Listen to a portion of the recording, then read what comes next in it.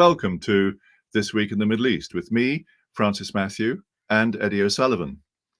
It's been a busy week in the Middle East and a lot's going on. So we'll first check out the headlines.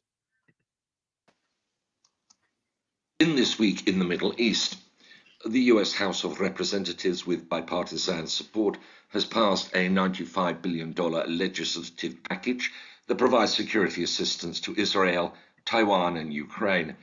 It will now proceed to the Senate, where the Democrats have a majority. A strike on the 19th of April that appeared to target an Iranian Air Force base near the city of Isfahan is being seen as Israel's response to Tehran's attack the previous weekend. 4 people have died in the UAE in floods due to unprecedented rainfall in the lower Gulf, and the IMF has said that the Middle East economy would grow at a slower pace this year than it previously projected due to the war in Gaza, attacks on Red Sea shipping, and lower oil output.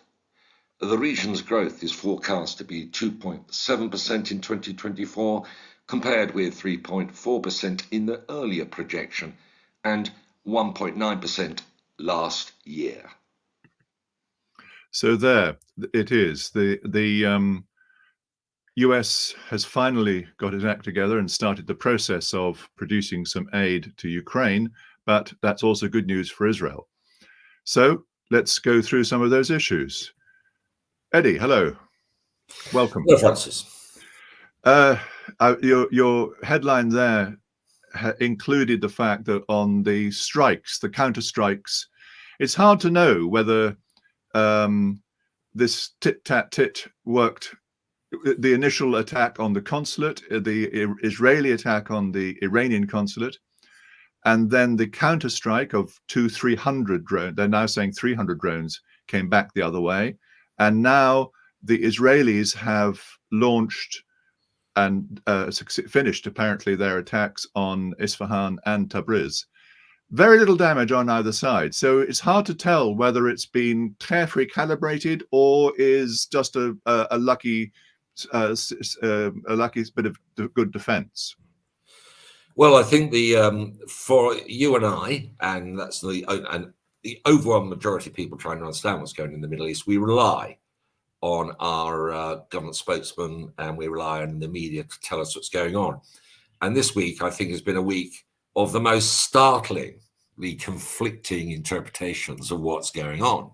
Yes. So David Cameron, he was former Prime Minister and, of course, Britain's Foreign Secretary, and therefore someone who was very well informed and has all the support of the knowledgeable people in the British Foreign Office with embassies all across the world.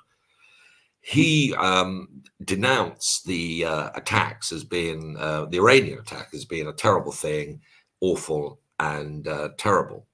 But the same day, the Washington said that they were very ineffective.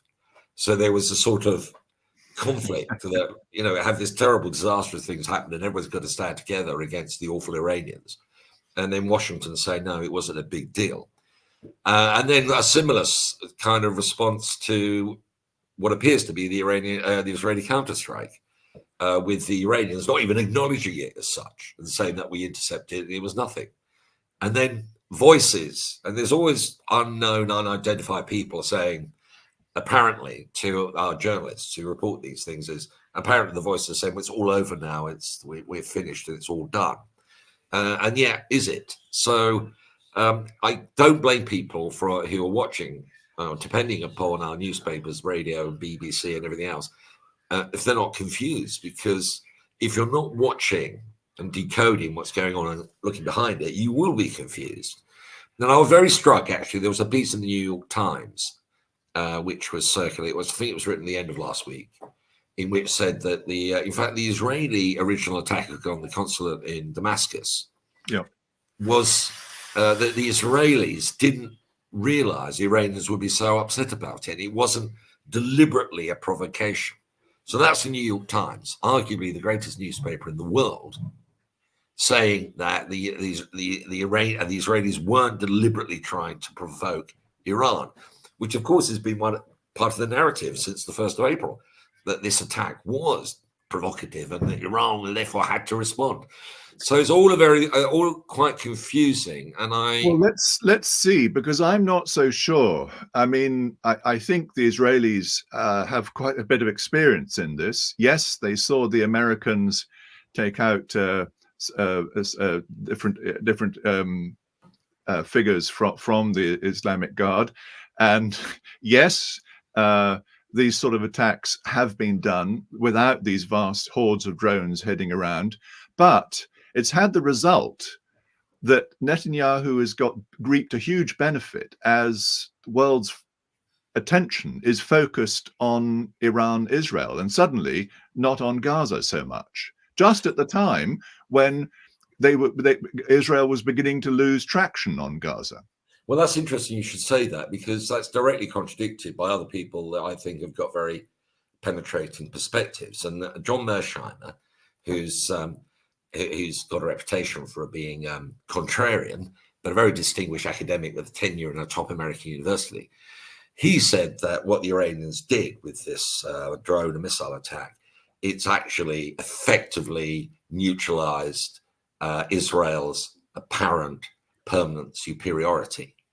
That's what he said. He said it's very substantial. And that observation was also made by an old friend of mine, Charles Friedman, who was British ambassador, US ambassador to Saudi Arabia. And he started his career, I mean, it's unbelievable. He was the translator when Nixon went to China in 1972. So he speaks Chinese as well. And he said, no, he said, you know, whatever you say about it, the Iranians have demonstrated a capacity and a willingness to act in a way that effectively counters what has previously been assumed to be Israel's permanent escalatory dominance. That's the term, which is that nobody, if you escalate, so Israel does something, the person it does something against does something back, Israel's always going to come out on top. Israel will always have the capacity, finally, to do much more damage to the opponent than the opponent can do to Israel. Well, and they argue, and these are two distinguished observers in international affairs, they said this is actually potentially an historic turning point. Well, now, it's interesting because you've got, I would agree with that, because the Iranians went to some trouble to flag up the fact that they were going to do this. And so the alliance was ready to defend. The Jordanians leapt to it. US, French, and British Air Force planes were in action. The Israelis did it. I've read one report saying the Allies took out half of these drones and the Israelis took less than half. So the alliance was ready to help. Now, the point is that Iran doesn't have to flag up every attack. If it wants to do it again to actually damage rather than play with this war of shadows, then it would do so without the flagging up and just launch. Well, that's what they said afterwards. They said that this one was just to show what we could do. Next time, no warning, we're going to instantly do it. So don't do it to us in the first place. And the Iranians also went to the trouble of saying, we now consider the matter closed. Well, they said that last week. Yes. But the Israelis, well, we'll come up to that about what the Israelis did back. But while we're still talking about the Iranian attack, Jordan obviously has got a lot of attention. Jordan's got a lot of attention because it's the only Arab state that openly got involved in intercepting the missiles. And the observation, and some people have been very, very rude. I mean, people who support the Palestinians are very rude about the Jordanians, but I'm not sure there was much else they could do. And the Jordanian government did say is that we don't want anybody using our airspace, using our space to deliver harm. Although, let's be honest, that rule doesn't apply to the Israeli Air Force, it appears. But that's their point, and they were trying to justify what they did. And to an extent, I don't think there's much really that Jordan could have done in the circumstances. If it was going to be asked by Israel, the United States, United Kingdom, and France to help, then I don't think they had much option but to help. More interesting, of course, is the Saudi Arabian and Gulf role and the UAE role in this. What do you know about that, Francis? I don't know much. I just see that they are now all linked through CENTCOM, because the Americans manage their defense matters in the Middle East through CENTCOM, based in Qatar, under which, since 2021, Israel defense matters have also gone through CENTCOM. So I think the Gulf was fully aware of it, but certainly the UAE and certainly Qatar said, no, none of our air bases can be used for this. And I'm pretty sure the Saudis were in the same position. Exactly the same position. So they wouldn't want to be involved, because if they were seen to be directly, they're much closer to Iran than Israel or Jordan is, and so they've had their own tussles in the past. So they are fighting their own struggle, but they don't want to get involved in this one. No, exactly, and I'm not sure they ever will want to be. It reminds me, and you and I, Francis, I always do this to you, are old enough to remember. Back in 1990, I remember in 1990 when only 1990, quite recently. Yeah, when Iraq went into Kuwait, and I remember Murphy. I think it was Robert Murphy. He was the former American ambassador to Saudi Arabia, and he said categorically, I remember that for months, he said that the Saudi Arabians would never allow American forces to be based in Saudi Arabia to attack Iraq. And in fact, that happened. But of course, we know better now about what was really going on, is that Saudi Arabia had been given privately, undoubtedly, by George H. Bush, some really powerful promises about they were going to resolve the Arab-Israel question. They were going to have the Madrid conference and subtle things ultimately. And so that's why the Saudi Arabians actually want to get involved, but they're very, very reluctant to do it. And I think the same applies now. I think the Saudi Arabians, well, Qatar is the base for CENTCOM, so they can hardly say no. And they are negotiating with Hamas, for goodness sake. And the UAE and I think the Saudis, they can hardly say no if they're asked by the White House or by the Pentagon or the American armed forces or Britain or France, can you help us in this project? They could hardly say no, I think, Francis. They couldn't say, no, we're not going to cooperate at all. We're not going to give any intelligence. But we don't want our pilots, we don't want our planes, we don't want our assets. Correct. I'm fairly sure that they were aware and probably did give some background help. I mean, they're part of a system and they don't want to break their system. They've been training and practicing for years, so they're not going to suddenly say, we're out. But overtly, they don't want to take a strong position on such a big, high-profile clash. No, and I think particularly they must have been assured. They must have been in contact with Tehran and had a few words saying, well, what are you doing and what are you planning to do? And I think Tehran has said, we won't touch you as long as you don't. Well, they have diplomatic relations and they're ready to talk. So that is going on. And meanwhile, in Gaza, there is the strange sort of position when the misery continues. The Israelis have their forces on the perimeter all round the edge of Gaza now. I think that it's quite a deep perimeter, and they've driven that corridor through the middle. So while they still say they're going to attack Rafah at any moment, actually it looks a little unlikely at this stage. Well, the interesting, again, this is the media war. It's a media war. Yes, there is. And there's a real war. So there's a war between people like you and me, Francis, comfortably bred, well-fed people working from home, writing articles or talking. And the story was it not, that Netanyahu had secured in a conversation with Biden, he said, right, I'm going to lay off Iran. Or I'm just going to do something small, like apparently they have, or meaningless, which is this attack around Isfahan, which the Israelis haven't even claimed and the Iranians are not really recognizing. He said, look, we'll do this. We'll have a very modest response because I know you don't want to do it because you don't want the escalation. However, you're going to give us the right to go into Rafah. Do you remember the reporting on that, Francis? No, I didn't. Yeah. So that was one of the stories. That was the deal. It's likely. But then there is this talk now of I mean, I can see a headline has recently come up, and this is Netanyahu who's pleading Macron for a ceasefire deal, which has, so there's the war of words. Yes. And the journalists and what's really happening. I think it's very difficult for everybody, not just us, to actually keep your eye on the truth. But I think the most important thing of the last month, 3 weeks, the Gaza situation is clearly scaling back. The Israelis are reducing their operations, although they are doing a little bit more to get help aid come in, and it seems that some Palestinians are going back to northern Gaza. But things fundamentally are where they were, not getting that much worse, but bad. What's altered, I think, is this impasse now, this between Iran and Israel, that the escalation that we all feared, the escalation, we're all sitting there any minute now, and that escalation challenge has passed.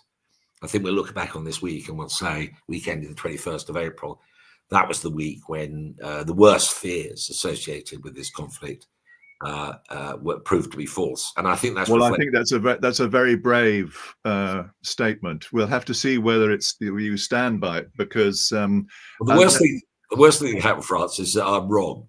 That's true. Yes. People can say you're wrong. That's the worst thing that can happen to me. But I think given that the direct attack on the consulate, I mean, that was clearly a breach of international law, and Iran, strictly speaking, is entirely justified to respond, not necessarily the way they did. And then you had that Iranian response, spectacular show over and then people said, oh my goodness, tin helmets on, there's going to be a massive Israeli attack and response, and then the Americans are going to get involved, and everything's going to be, I think we passed that one. There'll be other bumps in the road, I think, Francis, and it may be, I mean, I just want to speculate that this weekend of 21st of April is when we're going over the hump, and we are now it's going to de-escalate.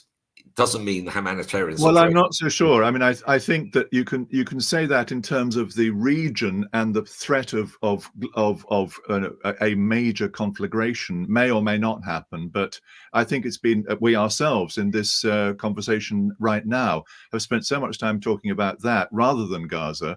And it's been a very satisfactory distraction from what's going on in Gaza. And Gaza is continuing. Whether that ever comes to an end, how that comes to an end, whether the occupation will in some way lapse, whatever the answer to there is still a fundamental issue. Well, I agree with you there, but I think it is an interesting moment for observers of Israel, because it's striking that the calls in Israel for violent, complete matching retribution are rather muted, whereas the calls for the war to go on in Gaza are maintained. They're maintained. Suggests to you that the Israelis, either they're always phony about the Iranian threat, and they never really.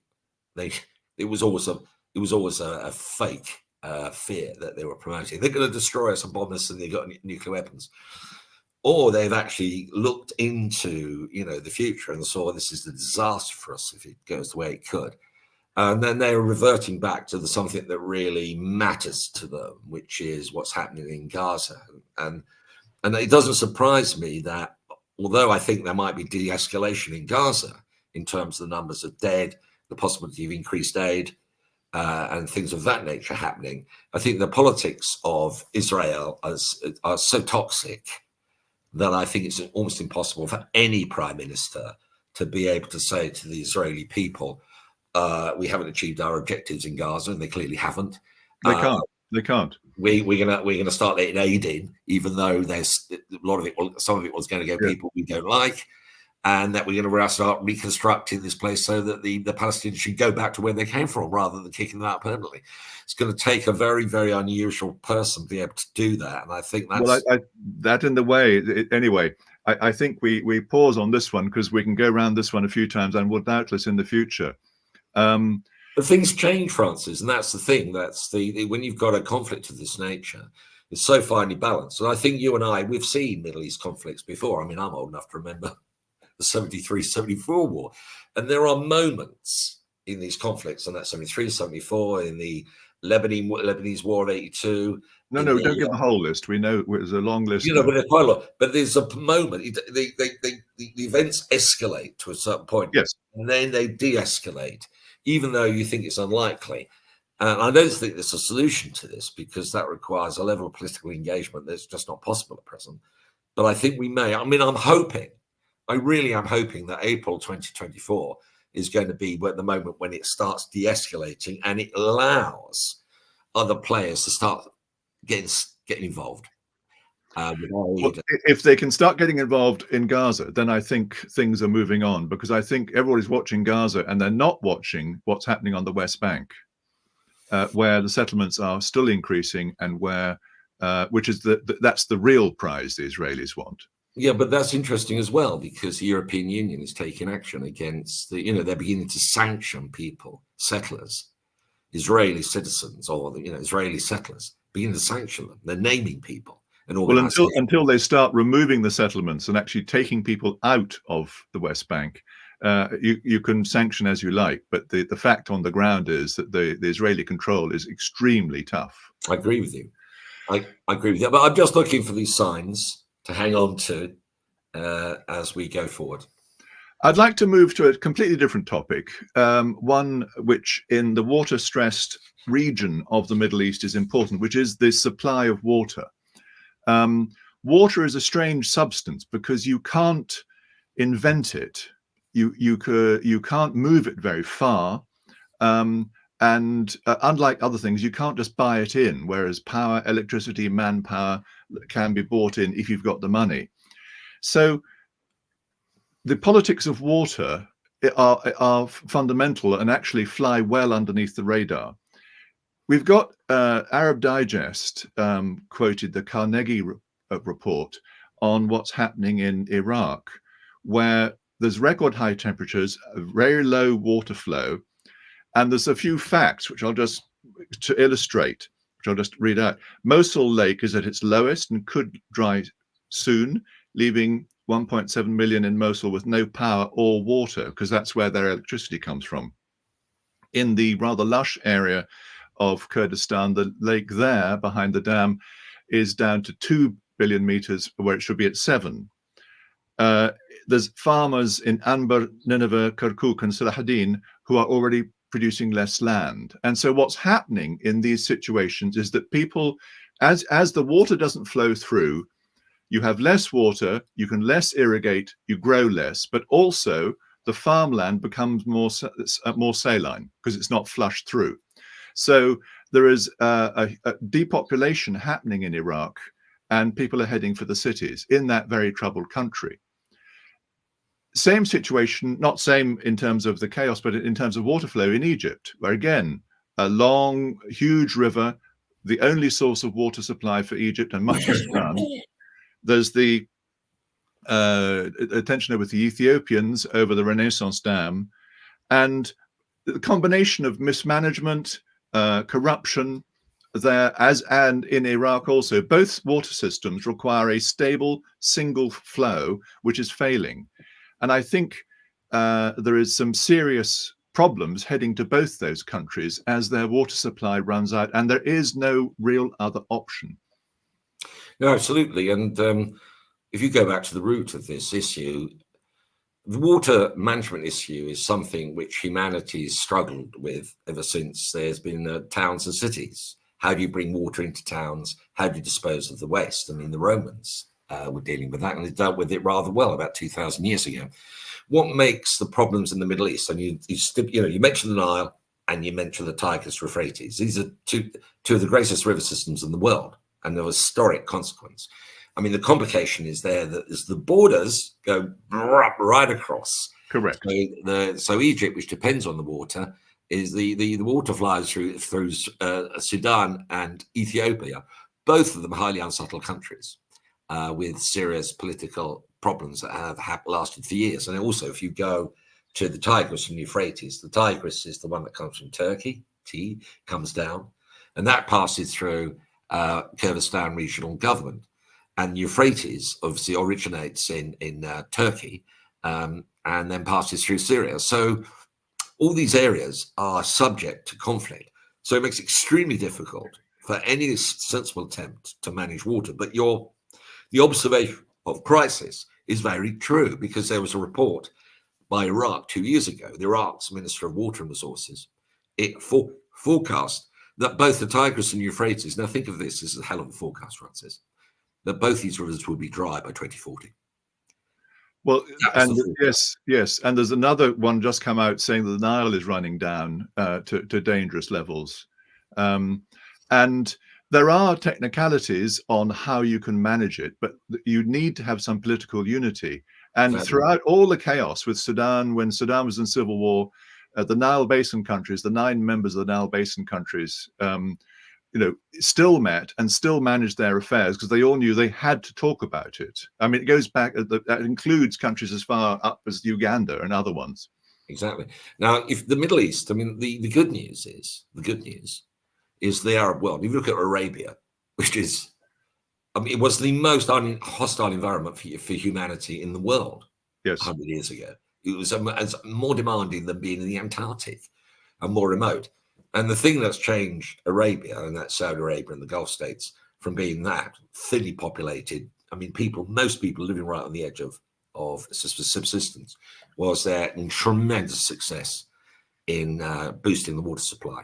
So Riyadh, which is a population now, I don't know how many millions of people it is, all the water, practically all of it, is brought by pipeline from the coast. So you've got effectively equipment on the coast of Arabia, the Gulf Coast and the Red Sea, that is distilling water. I mean, it's big kettles that condense water, and then they take seawater, boil it or get rid of the salt, and then ship the fresh water to the middle of Arabia.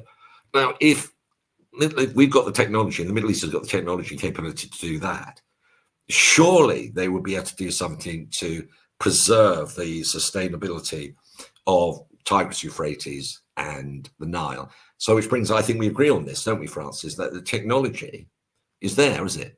We've seen the technology, Francis. We lived in the UAE. The technology is there, and it's there, but desal is a particular, has its own problems. I mean, you need to have a lot of gas. It needs to be relatively cheap. It is the most expensive way to find fresh water. You can pipe it a certain distance, but it's a very expensive way of moving water. You say it was successful. Actually, particularly the UAE, where we know, and other areas, they suck their aquifers dry, and then had to rely on desalination. So now it's all desalination. Well, another issue on that is that you can overdo it. The Gulf, in particular, which only has the Euphrates and Tigris coming in at the top. That's the only source of fresh water into that huge area. And the bottom of Hormuz is a U-bend. So the tidal sweep of the global oceans doesn't come in very quickly. So it doesn't get flushed out. The salinity in the Gulf has gone up. And so as you take the seawater, extract the fresh water, and put the saline water back in, the salinity goes up, and it's happening all around the Gulf.